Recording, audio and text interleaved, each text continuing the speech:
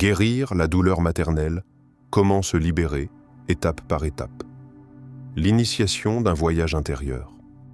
Nous commençons aujourd'hui un voyage vers l'intérieur, un voyage d'exploration de la douleur la plus profonde, celle qui remonte à nos racines. La douleur maternelle, ce poids silencieux que beaucoup portent, souvent sans savoir comment la libérer. Carl Jung a exploré ces dynamiques complexes, ces blessures cachées qui façonnent nos comportements et nos perceptions. Mais comment, dans cette quête, pouvons-nous vraiment guérir et libérer cette douleur? Nous allons découvrir ensemble un chemin étape par étape, un chemin qui mène à la liberté intérieure. L'ancrage de la douleur. Comprendre ses racines. Qui ne sait pas d'où il vient ne peut pas savoir où il va. Il est souvent dit que nos racines façonnent nos ailes. Si ces racines sont plantées dans la douleur, l'incertitude et le manque, elles affecteront inévitablement la manière dont nous grandissons, réagissons et percevons le monde. La douleur maternelle, que beaucoup de personnes ignorent ou minimisent, commence souvent par les liens qui se forment dans nos premières années de vie. Ces liens entre un enfant et sa mère sont parmi les plus fondamentaux, les plus intenses. Ils sont aussi les plus profonds.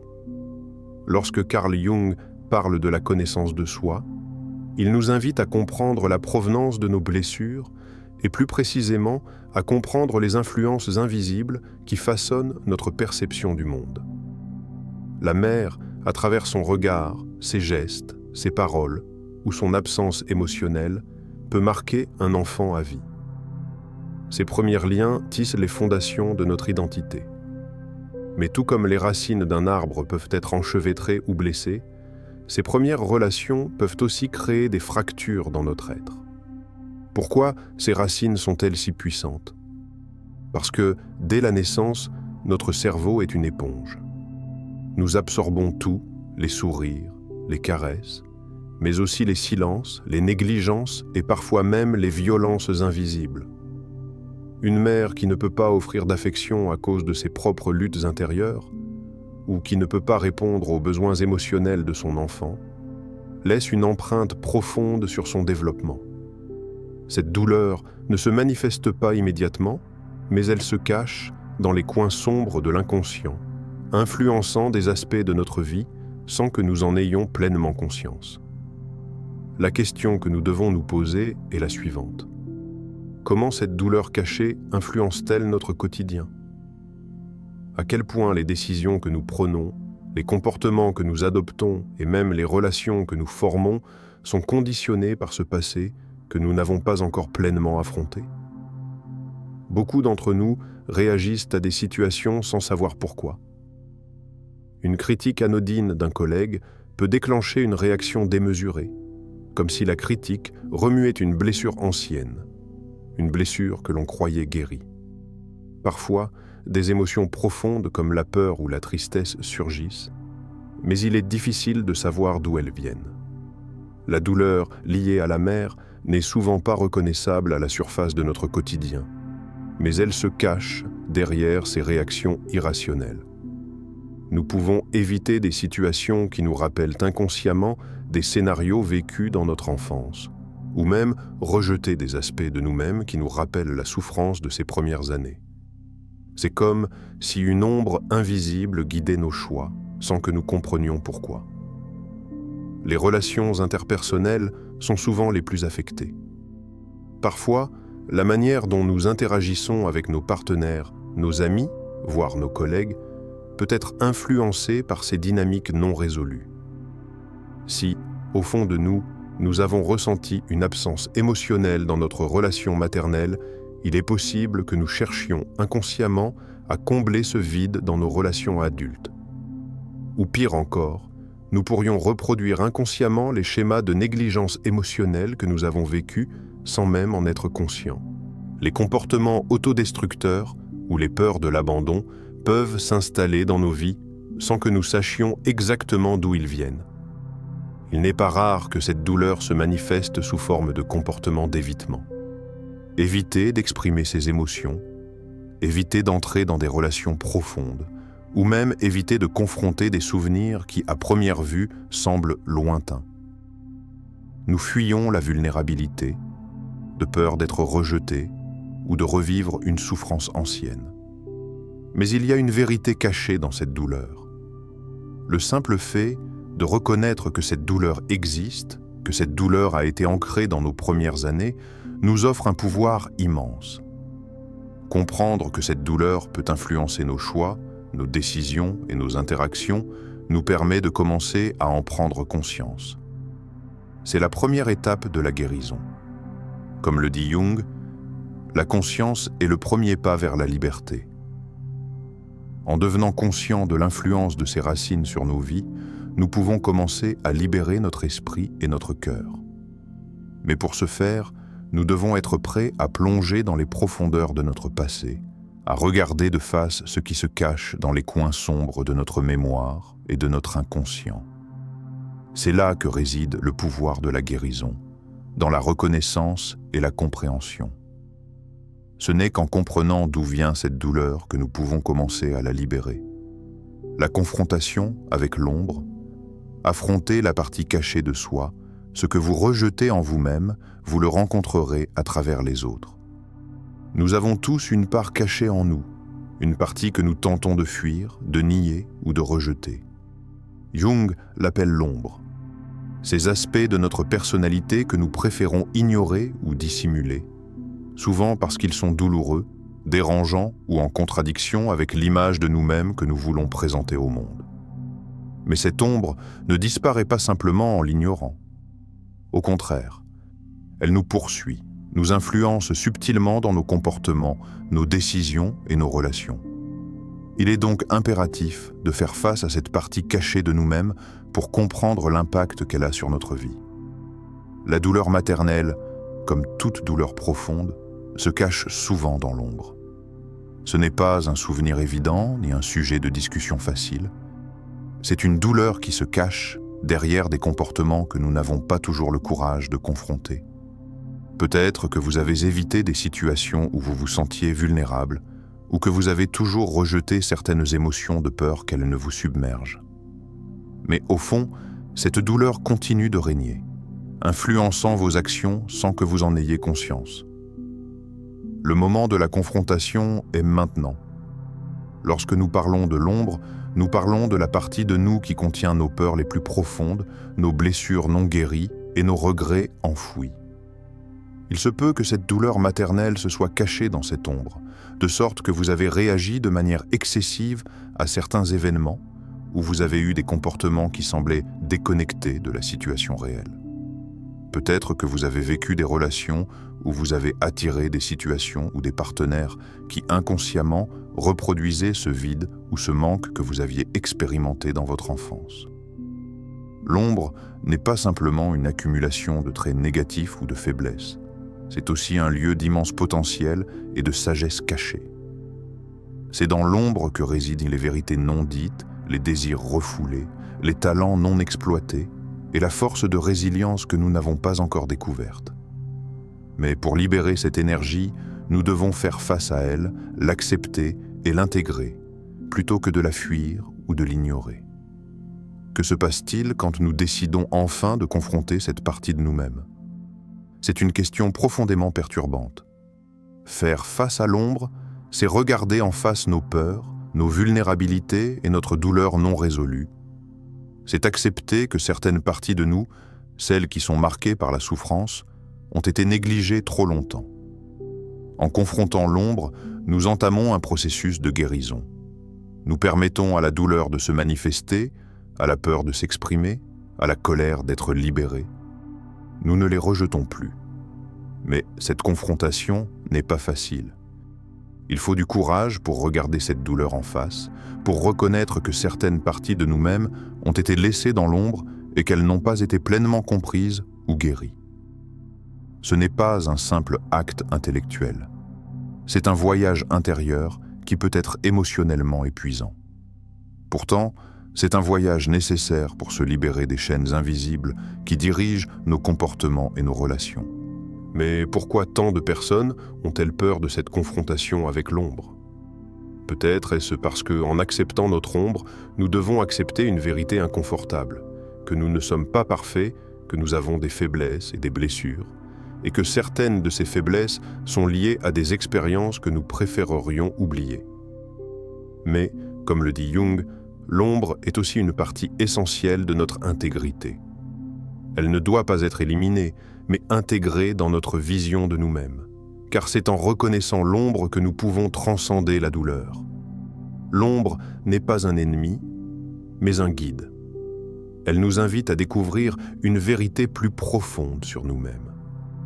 Chaque aspect de notre personnalité que nous avons rejeté, chaque douleur non résolue, chaque peur enfouie dans l'ombre est une clé pour accéder à notre potentiel caché. En acceptant et en comprenant ces aspects sombres de notre être, nous pouvons transcender cette douleur et créer un espace pour la guérison véritable. Peut-être qu'en la regardant de plus près, vous découvrirez un pouvoir insoupçonné. Cela ne signifie pas que l'ombre disparaît d'un coup, ni que la douleur s'efface instantanément. C'est un processus continu, un cheminement. Chaque confrontation est un petit pas, chaque acceptation une victoire. Ce qui était caché dans l'ombre devient une partie intégrante de notre lumière. L'ombre nous aide à comprendre ce que nous avons négligé en nous-mêmes et nous donne la possibilité de le guérir. Ce chemin d'intégration est ce qui permet d'aller au-delà de la douleur originelle et de commencer à voir les choses sous un nouveau jour. Dans ce voyage intérieur, la confrontation avec l'ombre est un moment clé de la transformation. Et c'est dans cette confrontation que réside la véritable alchimie, celle qui nous transforme de l'intérieur, nous permettant de nous libérer de nos peurs et de notre douleur passée pour vivre une vie plus authentique, plus épanouie. Le pouvoir de la réconciliation. Libérer l'énergie de la douleur. La guérison vient quand nous arrêtons de fuir ce qui nous a fait mal. La réconciliation. Ce mot résonne comme une promesse, une invitation à guérir. Mais en réalité, la réconciliation est bien plus qu'un simple acte de pardonner. C'est un acte de courage, un moment de face-à-face avec ce que nous avons cherché à fuir. La douleur, en particulier la douleur maternelle, est souvent une blessure profonde, un traumatisme enraciné dans notre passé. Mais, au lieu de chercher à l'effacer ou à l'ignorer, Jung nous invite à l'accueillir, à lui donner une place légitime dans notre histoire. C'est là que commence la guérison véritable. La réconciliation commence par un acte intérieur. Accepter ce que nous avons vécu, même si cela nous fait mal. Nous avons souvent tendance à fuir nos blessures, à les mettre de côté pour avancer plus vite. Nous rejetons la douleur dans l'espoir que, avec le temps, elle disparaîtra d'elle-même.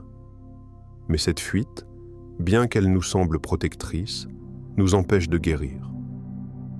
C'est en fuyant que la douleur s'intensifie, en se cachant qu'elle prend racine plus profondément. Jung nous dit que la guérison survient lorsque nous cessons de fuir et que nous commençons à accepter nos douleurs, nos failles et nos souffrances. Cela ne signifie pas que nous devons nous laisser engloutir par elles, ni que nous devons les accepter comme une fin en soi.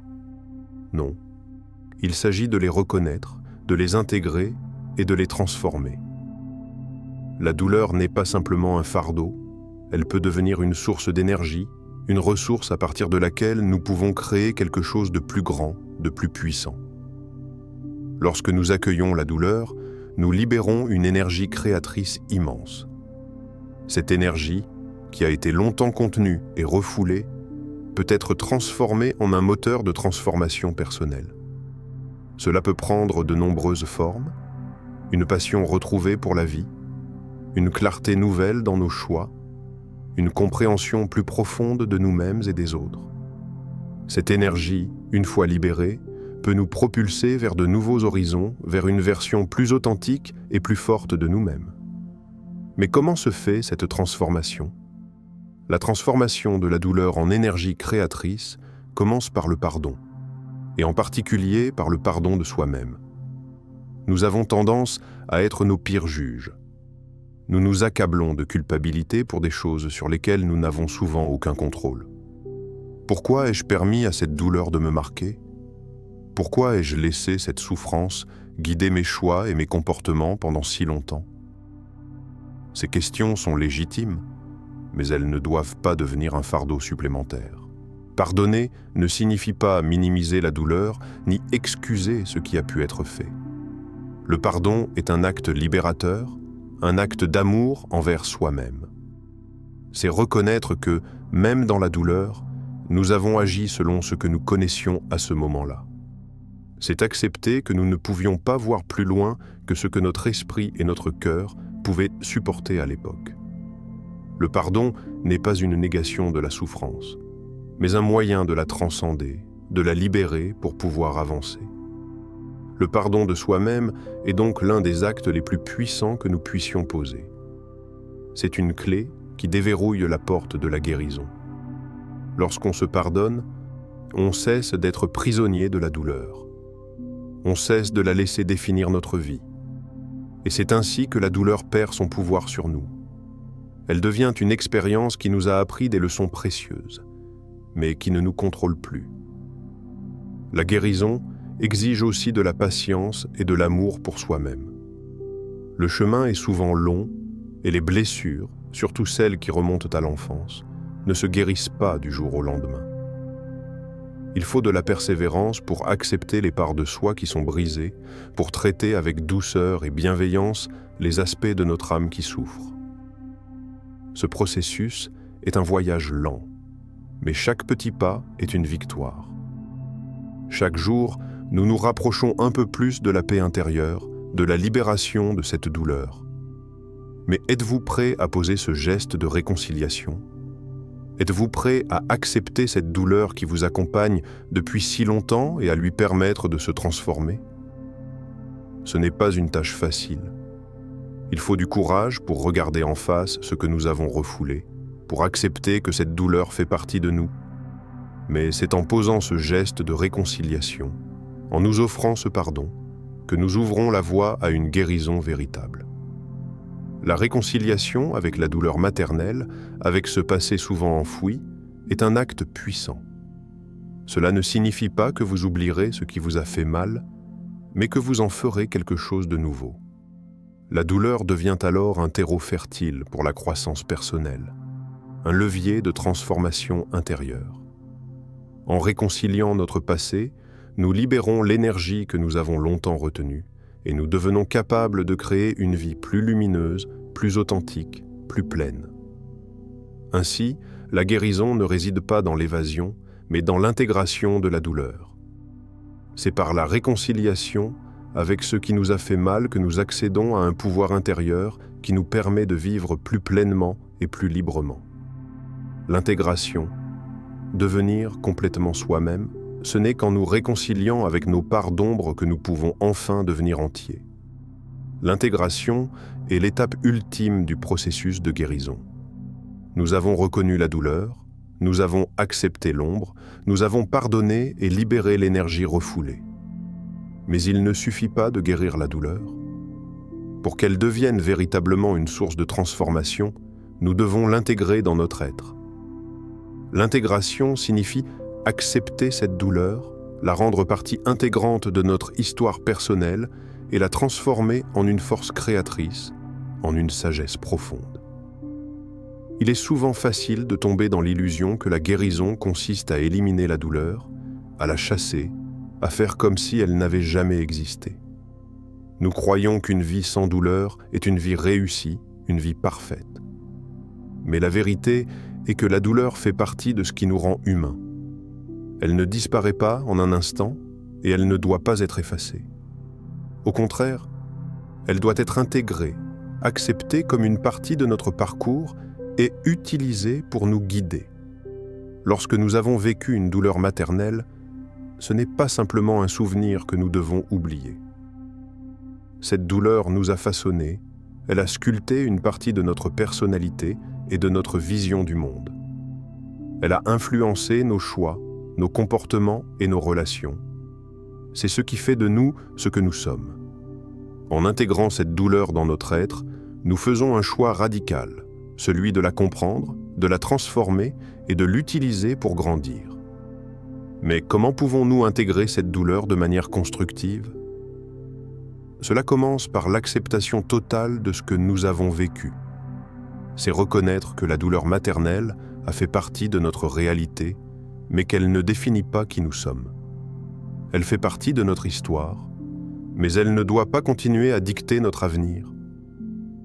En acceptant cette douleur, nous arrêtons de la considérer comme une entrave ou un fardeau, mais plutôt comme une expérience qui nous a permis d'évoluer. L'intégration consiste à comprendre ce que cette douleur nous a appris. Par exemple, si la douleur maternelle a créé un sentiment de rejet ou d'abandon, elle nous a peut-être permis de développer une sensibilité particulière aux autres, une capacité d'empathie plus grande. Si cette douleur a engendré des peurs de l'intimité ou des relations toxiques, elle peut également nous aider à mieux comprendre les dynamiques des relations humaines et à choisir des relations plus saines à l'avenir. En d'autres termes, la douleur peut devenir un catalyseur de changement, une force qui nous pousse à prendre de nouvelles décisions et à agir différemment. L'intégration de la douleur maternelle nous invite également à être plus compatissants envers nous-mêmes et envers les autres.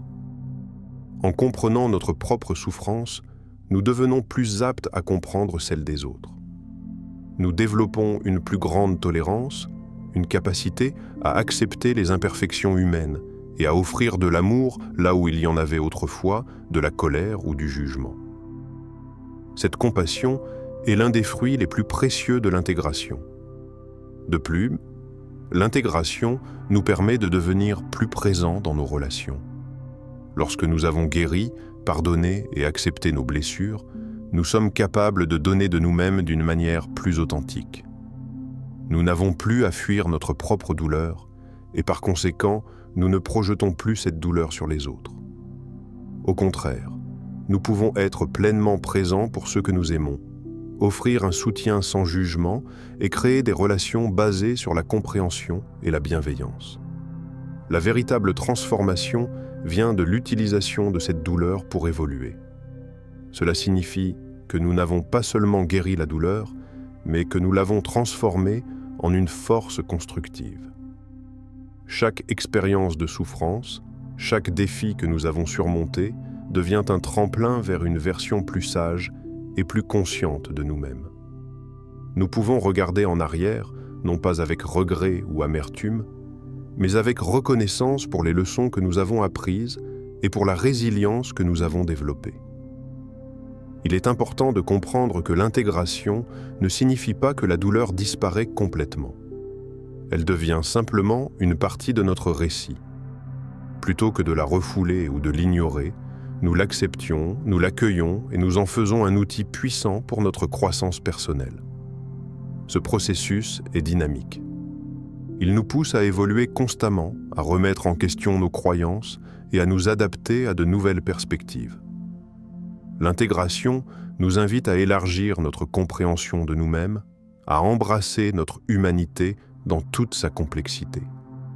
Alors, comment pouvez-vous utiliser la douleur maternelle pour enrichir votre vie? Peut-être qu'il s'agit de faire de cette douleur une source d'inspiration. Peut-être que cette souffrance peut devenir une motivation pour atteindre de nouveaux sommets, pour devenir la personne que vous avez toujours voulu être, plus forte et plus équilibrée. En intégrant cette douleur, vous pouvez devenir une meilleure version de vous-même, plus sage, plus compatissante et plus présente pour vous-même et pour les autres. L'intégration ne se fait pas en un jour, mais chaque petit pas vers l'acceptation de soi et de notre passé nous rapproche de notre but. C'est ce processus d'intégration qui nous permet de vivre pleinement, avec la compréhension que nous sommes entiers, que nos blessures, nos faiblesses et nos forces font toute partie de notre être complet. L'intégration nous rappelle que, malgré la douleur, nous pouvons devenir pleinement nous-mêmes et que la guérison véritable réside dans notre capacité à accepter chaque partie de notre histoire. C'est là que réside la véritable liberté, dans l'acceptation totale de soi, dans l'intégration de nos ombres et de nos lumières. Un voyage sans fin vers la guérison. Le chemin vers la guérison est une quête sans fin, mais chaque étape que vous franchissez est une victoire. La douleur maternelle ne définit pas qui vous êtes. Elle est un aspect de votre voyage, un aspect qui peut vous mener vers une version plus forte, plus entière de vous-même. Le pouvoir de la guérison réside en vous. Vous avez les clés pour ouvrir cette porte et vous libérer de cette douleur. N'ayez pas peur de franchir ce seuil. Le voyage commence maintenant.